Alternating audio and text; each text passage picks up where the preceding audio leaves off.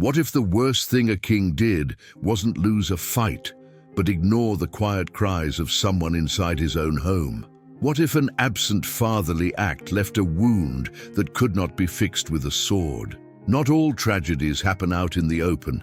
Some happen behind golden walls, where pain and power are kept in check. Is it possible for someone who can hear God's words to not hear his own daughter's pain? How does it feel when ease takes precedence over fairness, which should be a key part of leadership? The terrible effect is that family bonds are severed, hearts harden, and a leader's name is marked with both honor and shame. A man whose name rang like holy music ruled over ancient Jerusalem, where hills surrounded the temple and the wind brought the sound of songs. His name was David. All of those things were true. Brave soldier, brilliant artist, respected leader. But the unseen war that was growing in his own home was the hardest thing he had to deal with. There were many children in David's family, and they came from different mothers. They were all raised in the same house, but were affected by different things. There would be rivalry, anger would grow in the shadows, and stress would make it impossible for people to talk in the stone passageways. Amnon was the eldest child and was very driven. Absalom was charming and impulsive, and Tamar was a young woman whose beauty and purity made everyone respect her. When Amnon became unhealthy, obsessed with Tamar, the scene of outward unity fell apart. He lost his mind to desire and could not think straight. He set up a secret meeting with the help of a sneaky family member, using a fake sickness as an excuse. Tamar did what her father asked because she was responsible and caring. She went to her half-brother's room to care for him. Only a desire to serve was in her heart, not evil. But when she was by herself with Amnon, she was shocked by how angry he seemed mixed with love. He covered his ears and hurt not only the body, but also the soul of the person who trusted him. She begged for respect, called him out on his dishonor, and reminded him of the laws. The act did not end the bloodshed. After getting what he wanted, Amnon felt disgusted for the person he had killed. He threw her out, which means to reject something that is not wanted. Tamar was broken-hearted, her clothes torn, and her pride taken away. The moment she ran into her brother Absalom's arms, he knew how terrible what had happened and chose to keep it quiet so that no one would forget. What King David did when he found out what had happened was anger and nothing else. He didn't do anything. There was no punishment, hearing, or public words of comfort. Instead of the attacker's cruel words, the father's silence echoed through the house like a quiet scream. This lack of fairness made Absalom angry. 2 years went by like a volcano that was dormant. Then he planned his payback while pretending to be at a meal with his brothers. When the signal came, he told them to kill Amnon. He was telling them something their father never told them: bad things will be punished. Absalom ran away to faraway lands after the murder, while Tamar stayed in her sadness and lived a broken life. David cried because he felt guilty and sad at the same time, but he did nothing. His frequent silences cost him more and more. In a country of glory, this story is told between the lines. It shows how fragile homes are when power is not balanced with duty. When parents don't say anything when they see wrong, their kids will scream for justice in very bad ways. And when safety fails, love turns into pain. Tamar was hurt twice, first by the person who put her down, and then by the person who didn't stand up for her. Amnon paid with his life, but he never said sorry. And Absalom was charged because he was trying to be a judge. David was the kind of man that God loved, but he lost 3 sons, one to lust, one to anger, and the last to his own silence. David wasn't just quiet, he wasn't speaking either. He wasn't doing what was right, giving comfort or leading like a father. Every time he didn't do something, it was like a brick in the wall between his heart and the hearts of his children. And when the wall got too high, there was no way to make peace again. We don't have this story just to shock us, we have it to teach us. It talks to moms, dads, leaders, brothers and sisters. It speaks to everyone who will have to pick between the ease of quiet and the pain of telling the truth one day. That's because love that doesn't fix or address becomes part of the pain it doesn't want to see. Today, Tamar stands for thousands of people whose opinions have been shut down, not by enemies, but by family members. She begs for fair treatment, care, and respect. And her story tells us that we should never stay silent when someone does something wrong, even if it's someone we love. Because he turned into a tool of revenge, Absalom lost his peace and set himself up to fail. People who are zealous without being wise turn innocent people into killers, and people who don't have legal power lead to uncontrolled rebellion.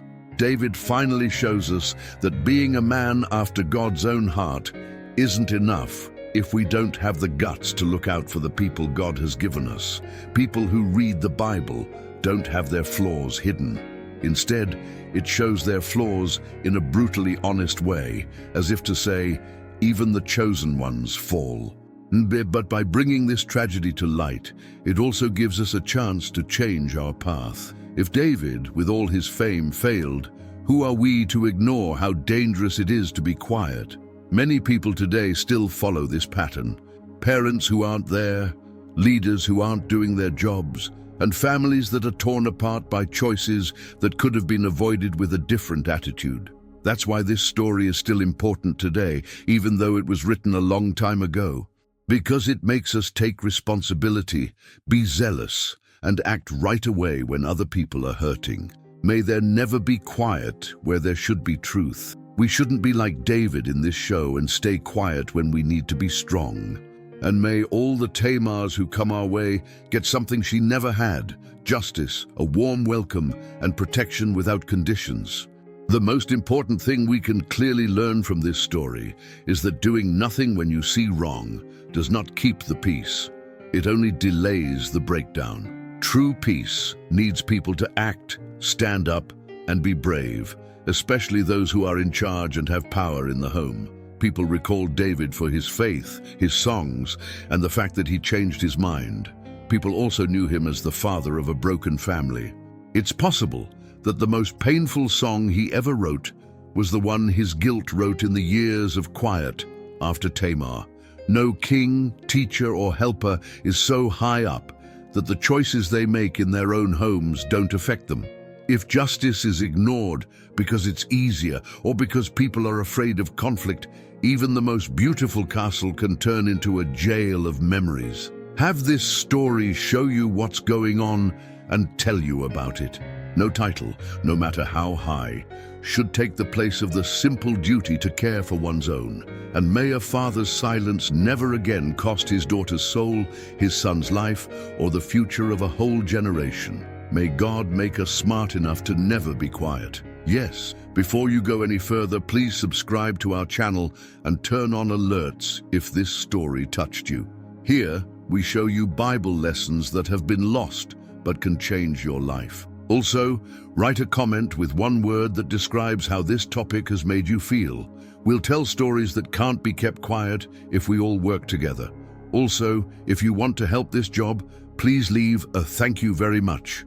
We can keep telling more Bible stories and spreading this message of faith and hope thanks to your gift. Thank you so much for your help. Let's keep going on our trip today. The atmosphere in David's house seemed stable even as the days went by between council meetings and public celebrations. From the outside, it looked like a wealthy country with strong borders and a king who was recognized all over Israel.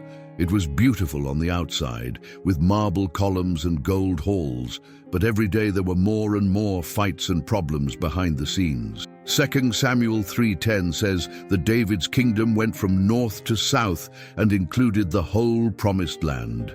Even though his throne was beautiful, his home, which was full of wives, concubines, and children, was a hidden war. Sons from different moms lived together, but their different values and self-interest kept them apart. Each of the king's sons had a small court inside the house that was made up of personal staff, important friends, and allies. As the eldest, Amnon had special rights among them. He was close to the king, had a say in choices, and was respected for his role. Absalom, on the other hand, was drawn to beauty. a strong sense of right and wrong, and eventually rebelled against the king.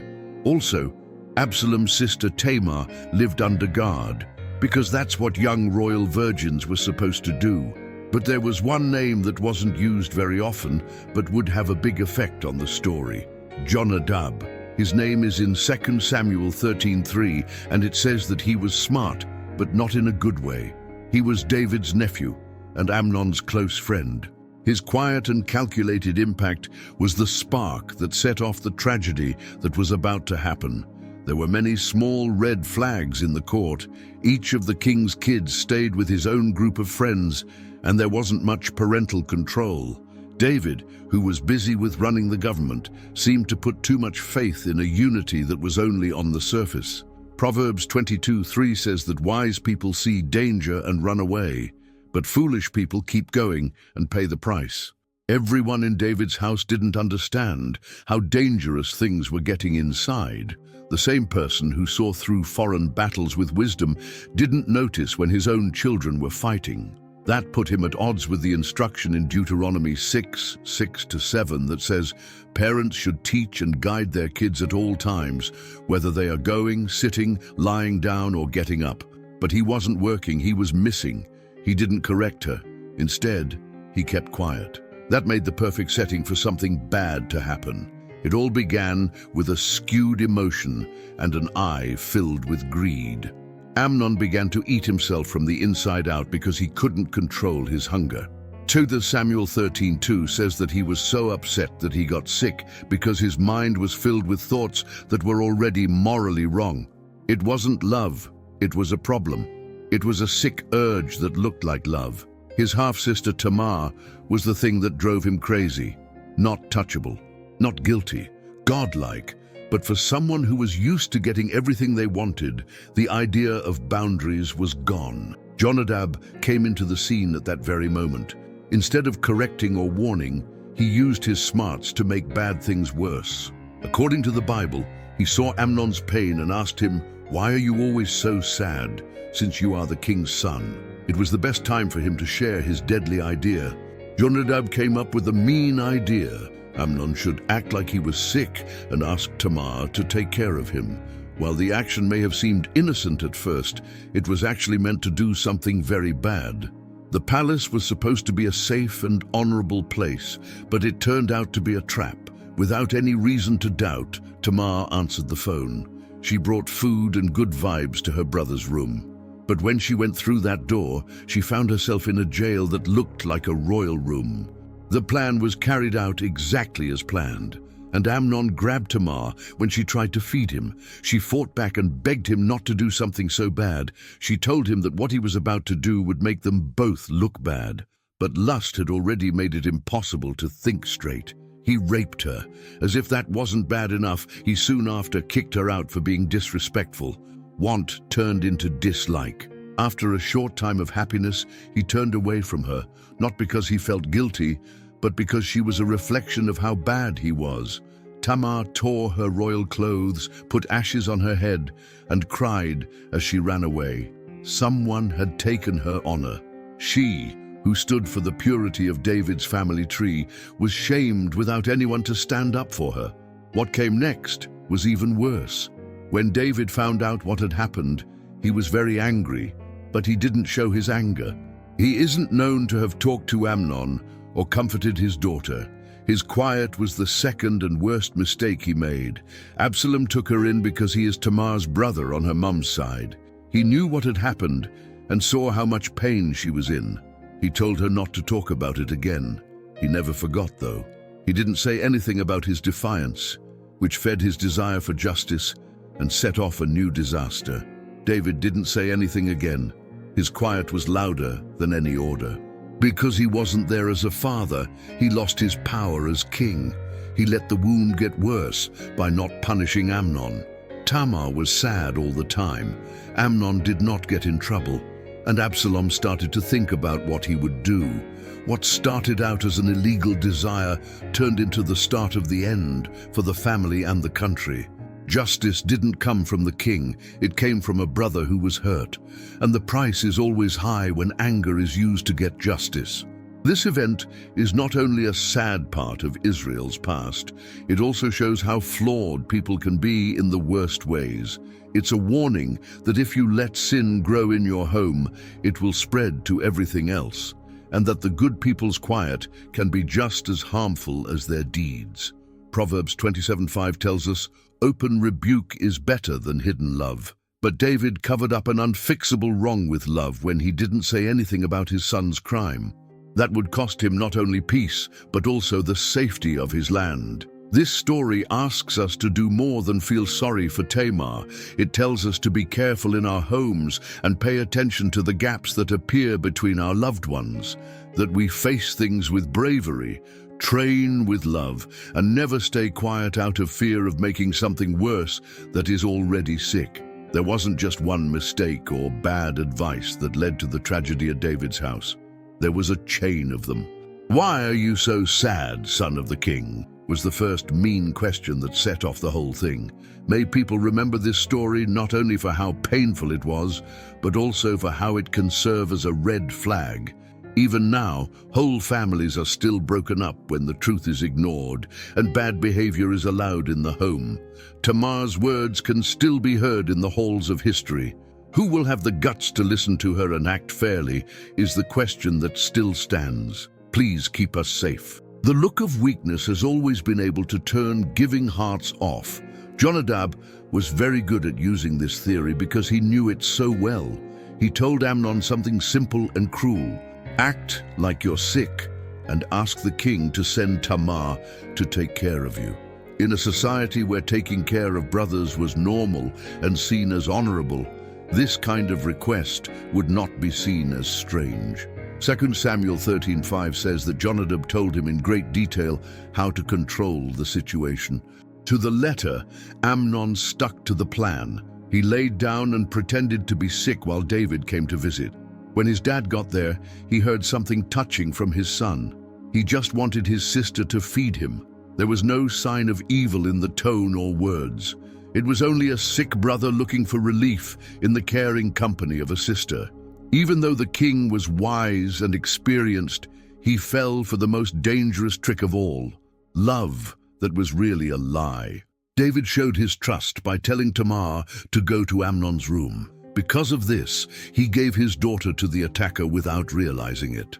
In Proverbs 27:12 it says, "The wise see danger and run away, but the simple keep going and get punished." There they were, a king who was blinded by his youth, a sister who was naive in her kindness, and a brother who was driven crazy by his desire.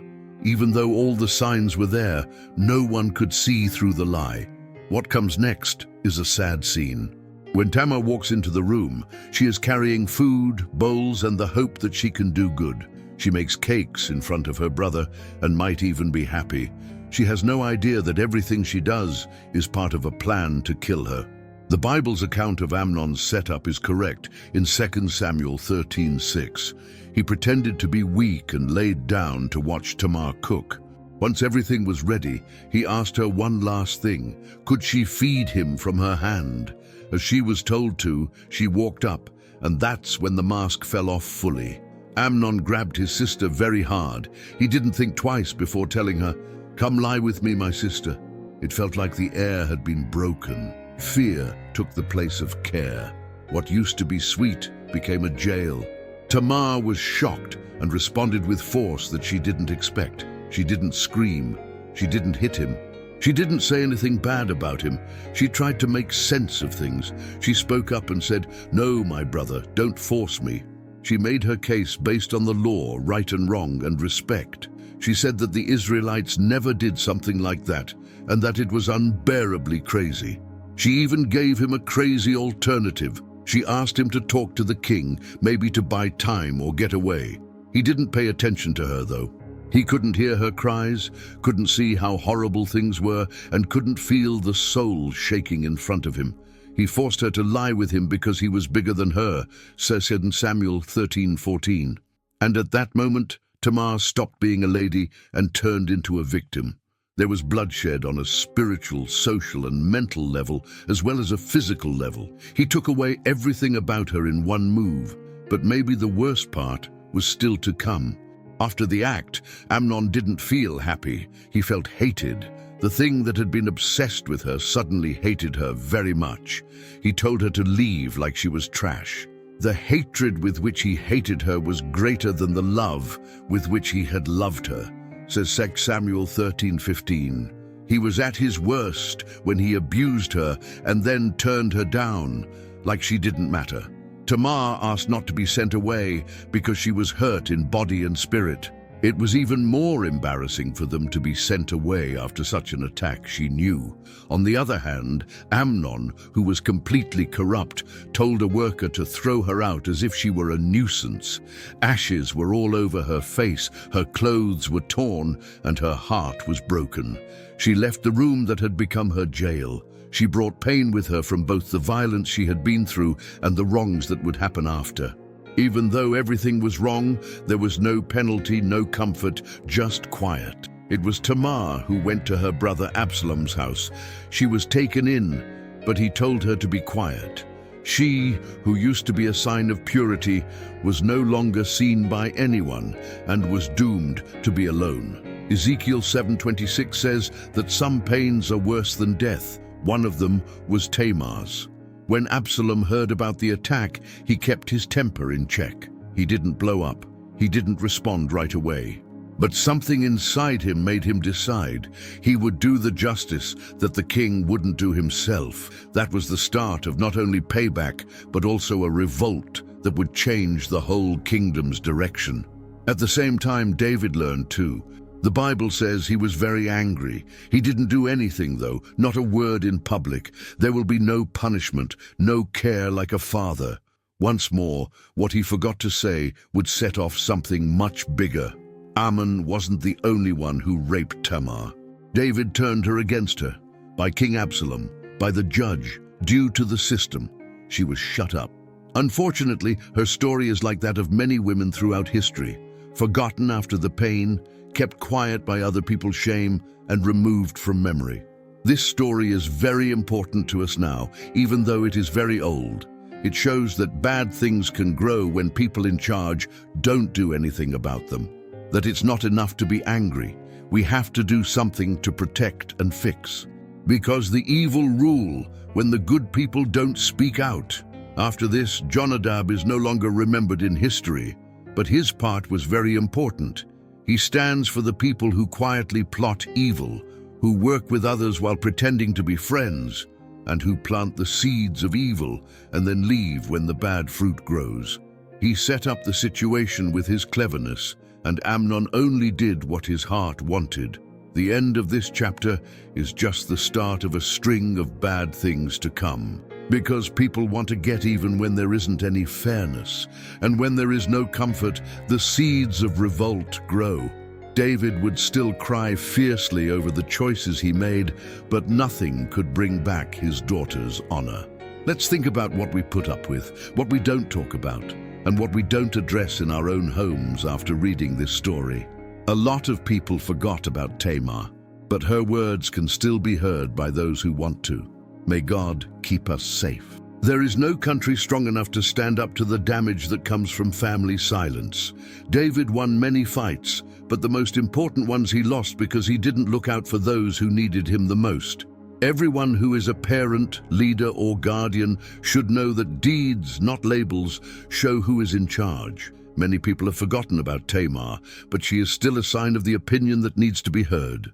There will always be people who want justice where it has been denied, as long as there are stories like hers. Let's not be involved by keeping quiet, in the Lord's name.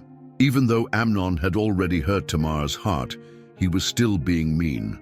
Not long after the violence, his fake love turned into hate. According to the Bible, 2 Samuel 13:15, he turned her down with even more disdain than the love he said he had for her. Not only that, but he also told her to leave his rooms, which made her feel even worse about herself. As a sign of her deep sorrow, Tamar tore the colorful dress that stood for her purity and put ashes on her head. She then left the palace crying with her hands over her head, a clear sign of shame and unreparable pain. This act wasn't just a way to show pain to everyone. Tearing one's clothes was a sign of sadness and loss in some cultures, and it was only done in the saddest situations. Tamar was crying not only because she had been abused, but also because she had lost everything that made her unique: her pride, her place in the royal family, and her chance to become a princess. The halls were filled with the sound of her mute cry, but no one came to her aid. Then comes the part of the story that gives it its name: David's silence. 2 Samuel 13:21 says that he was very angry when he heard the news. Even though the king was mad, he stopped there. There was no court case, no penalty, and no fairness, nothing but silence. There was such a loud quiet that it felt like another attack on Tamar. Her father, who was supposed to protect her honor, did nothing. Why didn't David say anything? Some scholars think that his past relationships with Bathsheba and Uriah made him feel like he wasn't good enough to be a judge in his own home. Some people say he was torn between his job as king and his love as a father. But no matter what caused it, the outcome was terrible. A daughter was hurt, the attacker went free, and the family was thrown into chaos. That quiet still rings out today as a message to all parents and leaders. When people in charge don't do anything about evil, the effects are terrible and can't be fixed. Tamar went to live with her brother Absalom because she was sad. According to 2 Samuel 13:20, she stayed alone because she had been hurt by unfairness and pain.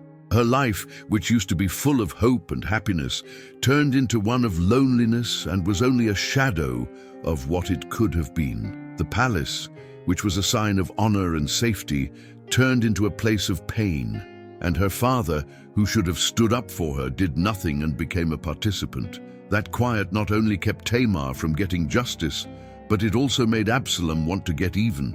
He saw his sister getting hurt, the attacker getting away, and his father doing nothing. So slowly, his anger built up until it turned into a plan for getting back at them. What David didn't know was that by leaving out that one thing, another disaster, maybe even a bigger one, would happen later. In Ecclesiastes 8:11 it says, "Because the judgment is not against as soon as it has been done, the hearts of men are fully set to do evil." Bad things can grow when justice is put off or ignored, and that's exactly what took place. Amnon kept living his life as if nothing had happened because he wasn't punished.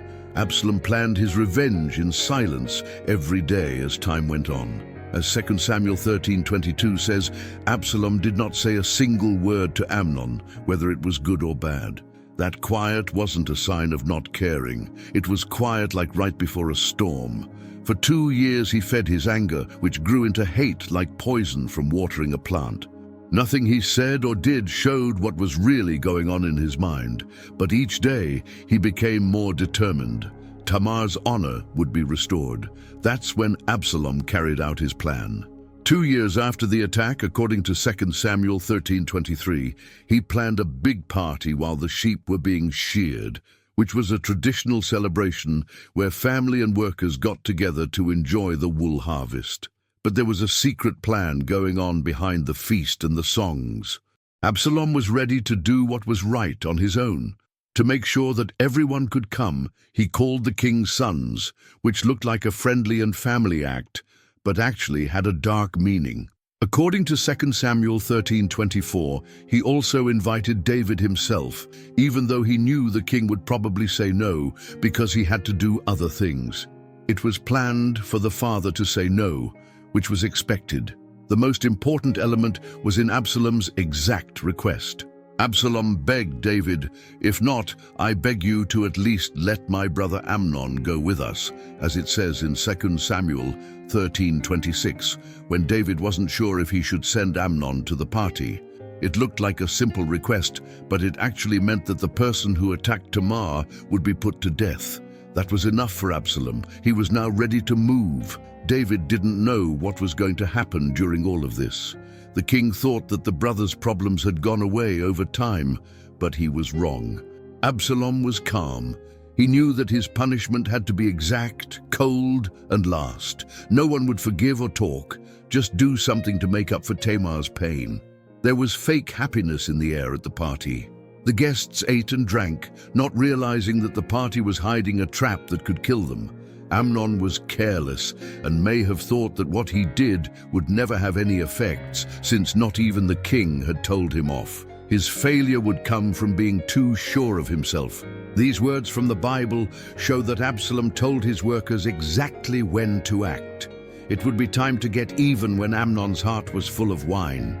There would be no witnesses to stop the blow, and the person who killed his sister would not get any forgiveness. Absalom had no choice but to punish the person who did wrong if the king did not. One of the most painful parts of the story is that David wasn't there during this whole thing. A king who could lead troops and write songs of forgiveness and praise couldn't keep his daughter safe or stop his son from becoming more rebellious. His delay would set off a chain of events that would threaten not only his family, but also his whole kingdom. This story shows that silence is never neutral in every way. It always works out better for the attacker and makes the target even more exposed. Something bad happened at that party because David didn't say anything. If justice had been done, there would have been no need for violence. History teaches us that if we don't do anything about evil, we are still making it worse. Tamar was hurt by both Amnon's rage and David's failure to include her. Now, Absalom's desire for payback would lead to a flood of events that would change the royal family's path. Even though God was still there, the anger that people had caused kept growing like an open wound.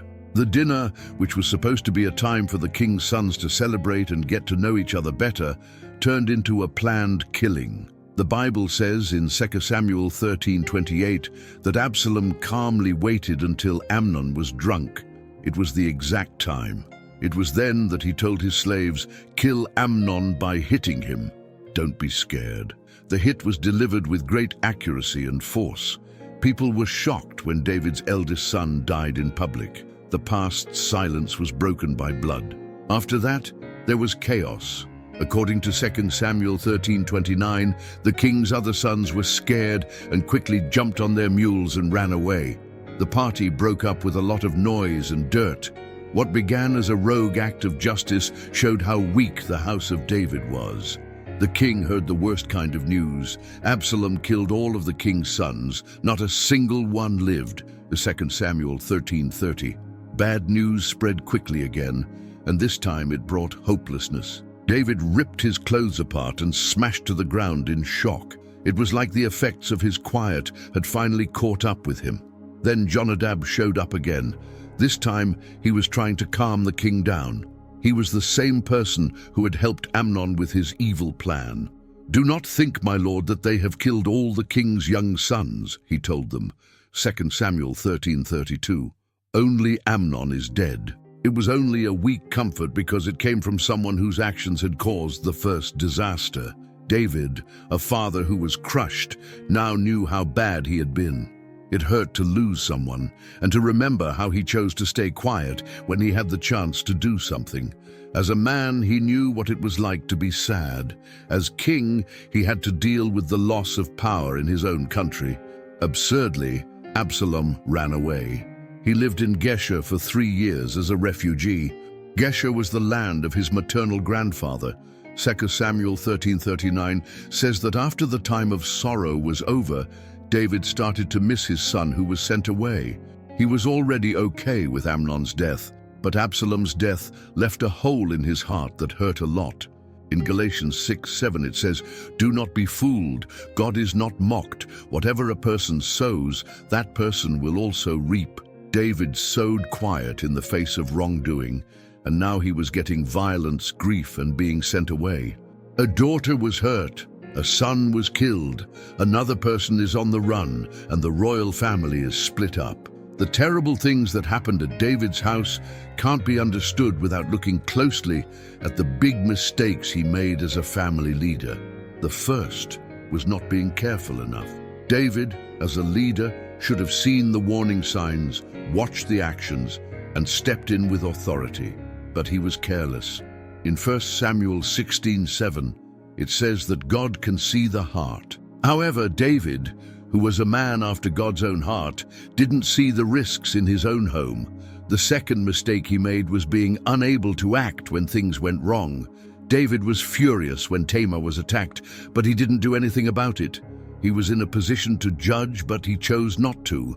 We read in Proverbs 21:15, "Righteousness makes those who are good happy, but it scares those who are wicked." David's failure to do what was right let evil spread among his children. The third mistake, and maybe the worst, was letting his past stop him from moving in the present. When David had an affair with Bathsheba and Uriah died, he felt sad and guilty, but the guilt held him back. His leadership became inactive, as if the fact that God had forgiven him made him unable to demand justice in his own family. David's image was hurt too.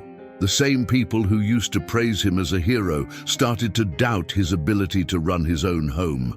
The kingdom heard about the terrible family tragedy, and many people thought the king's failure to do anything was an unacceptable sign of weakness.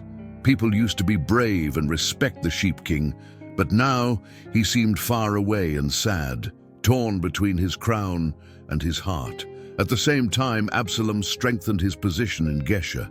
His name lived on among the people, even though he was far from Jerusalem.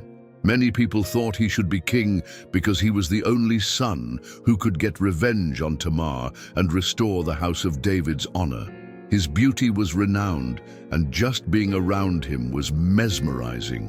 His deliberate silence gave him an air of wonder and power. David's life was always in chaos while Absalom was away for 3 years. He loved his son, but he didn't know how to bring him back without making it look like he had something to do with Amnon's death. The leader of the army, Joab, could feel the strain and started to think of a way to get Absalom back.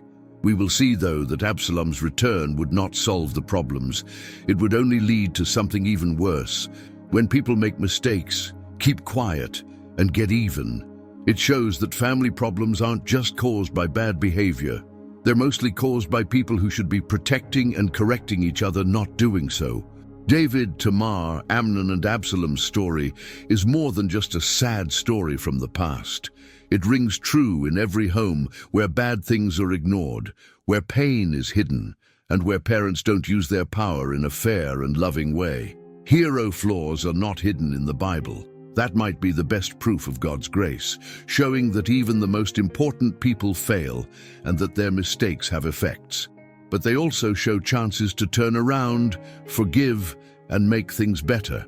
Do not ignore evil. Do not let the past control your choices, and always look for justice, even if it means going up against people you don't like. This broken family's story should teach us these things. Because of his sin with Bathsheba, some experts think David may not have felt able to punish Amnon. In 2 Samuel 12, lines 10 and 11, the prophet Nathan said that because of what he did, the sword would never leave his house. But that forecast wasn't an excuse for what he didn't do. It was a warning that made him more careful, not less. As the boss of his family, David tended to avoid tough conversations, which was a bad habit. Another of his boys, Adonijah, is talked about in 1 Kings 1:6. It says that his father had never fought against him or asked him, "Why did you do that?" This habit of not getting corrected by his parents would cost him a lot. David's lack of guidance made it possible for violence, revenge, and revolt to happen. Ecclesiastes 8:11 says, "Because punishment does not come quickly for a bad deed, people's hearts are ready to do evil." David's quiet about the crime against Tamar was really an approval, and Absalom, thinking he had the right to fix his dad's mistake, was the judge and the killer. Even less obvious, but just as harmful, was the lack of a safe place in the family where truth and pain could be shared without fear. Absalom held back his anger for 2 years, and Tamar couldn't speak because she was so scared. Neither of them found safety in David. It was easy for things to fall apart because there wasn't any conversation, listening, or fairness. In Proverbs 29:15 it says, "The rod and the rebuke give wisdom, but a child left to his own devices makes his mother look bad." That's exactly what we see in David's house. Kids who are left to their own devices and led by their urges, wants, and anger. Absalom's anger, Amnon's coldness, and Tamar's pain were all signs of a broken family structure. These flaws are old, but they still show up in homes today. Families without control, where kids don't get direction and safety from their parents, have problems like bad behavior, stress, and growing apart. This story has a very important lesson for us. Being neutral as a parent does not work. Being quiet in the face of evil is not being smart, it is being involved. The first important lesson we can learn is how important it is to be alert. Chapter 5, verse 8 of 1 Peter tells us to be alert and serious because the devil, who is our enemy, is out looking for someone to eat. Threats today aren't just on the battlefield. They can also be found in bonds that break up morals, bad advice, and relationships that aren't stable. The second lesson is to act right away when you see abuse. David was mad, but he did nothing. He was furious, but that didn't make him protect his daughter or punish his son. In James 4, verse 17, it says, "So anyone who knows what good things they should do, but don't do them sins." In these days, this needs constant watchfulness, careful listening, fair punishment, and, if needed, professional help. The third lesson takes us back to being whole again. Even though David did something very wrong, the Bible doesn't hide his pain, his desire to make things right, or his attempts to do so. In 2 Samuel 14:33, we see that David finally lets Absalom come back to live with him after years of being away. However, this reunion came late and was only partially successful. This shows us that it's never too late to try to heal, even if it seems like family ties can't be fixed. But this repair has to be done on purpose. Families today have a lot of problems, and parents and kids are often not close because of old grudges, choices that were not understood, or wounds that have never recovered. Even though David's story is sad, it shows that to make peace, people need to be humble, listen carefully, and be brave enough to face the past. It says in Colossians 3:13 that we should bear with each other and forgive each other if anyone has a grudge against someone. To forgive, do what the Lord did for you. Even though we can't take back the mistakes we've made, we can change how we handle the harm they cause. By taking care of ourselves and loving others, we can help fix our homes and break loops of pain. And the first step to healing is being honest about our mistakes. Even though David won many battles, he always had to deal with the results of his own mistakes. But he was saved when he turned away from his sins and sought God. There is more to the story of David's family than just ruins. Even though Absalom resisted, Amnon died and Tamar was hurt, David's spiritual influence lived on. His songs still bring peace and hope to people. This shows that if we really seek God, we can be forgiven even when we mess up as parents or leaders. "Make in me a clean heart, O God, and renew a right spirit within me," says Psalm 51, one of David's most moving songs. These words from David should be prayed by everyone who knows they need to start over. Whether you're a father, mother, son, or daughter, there's always room for a new story when you want to change and be truly fixed. We can't change what happened, but we can avoid making the same mistakes again. We can choose to listen instead of not saying anything, to lead with love instead of ignoring, and to forgive instead of pulling away. Every one of us can learn something from this story, which is so old but still so important today. Let us be alert, firm, and present. Let us be ready to fix what needs fixing, and most of all, let our homes be places where people can heal. In the end, real success is not in taking over countries, but in seeing families healed by God's grace. The third lesson is about how important it is to stop violent trends. The terrible things that happened in David's family went from unwanted attention to sexual abuse, and from quiet to deadly vengeance. In Galatians 6:7-8, it says that people will get back what they put out. In the past, seeds were planted and they don't go away. Instead, they grow, take shape, and become results.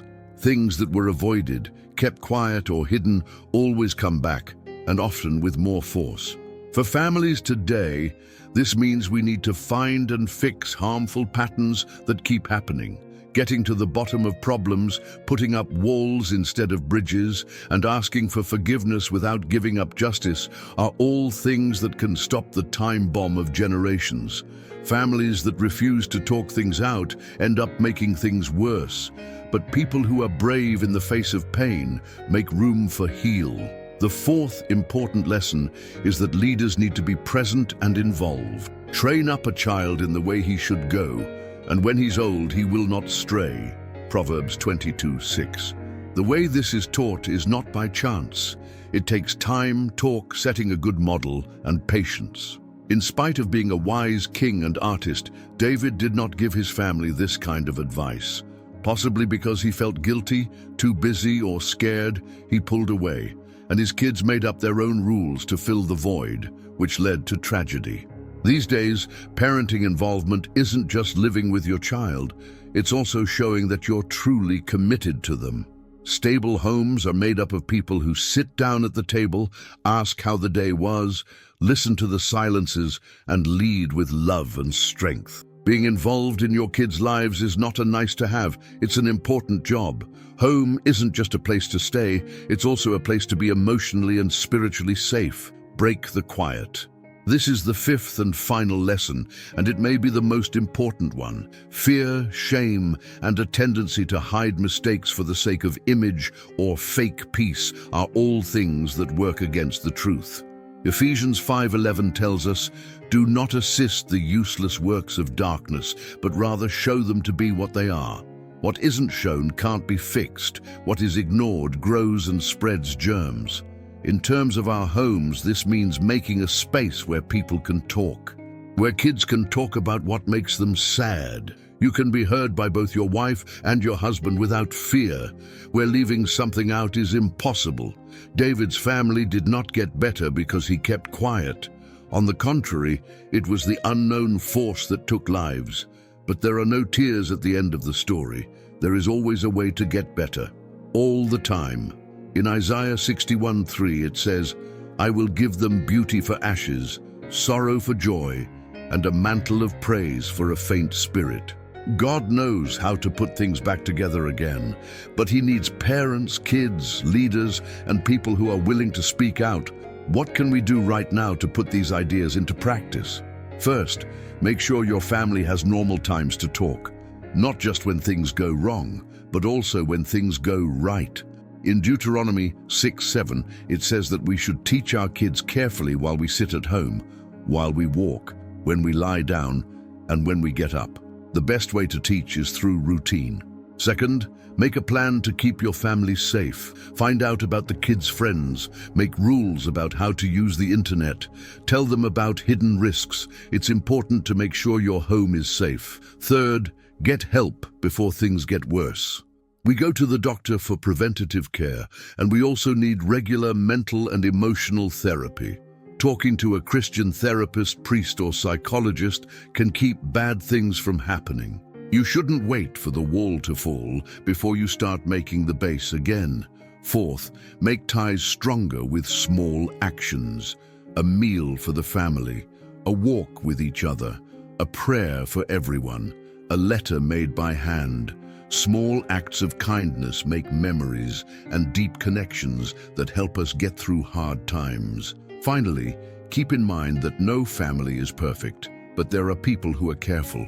Families that are ready to learn, make changes, and start over. The Bible says in Proverbs 24:3-4 that knowledge builds a house, understanding sets up a home, and storerooms that make more money bring a new owner. Knowledge, understanding, and wisdom. These are the things that make a house last.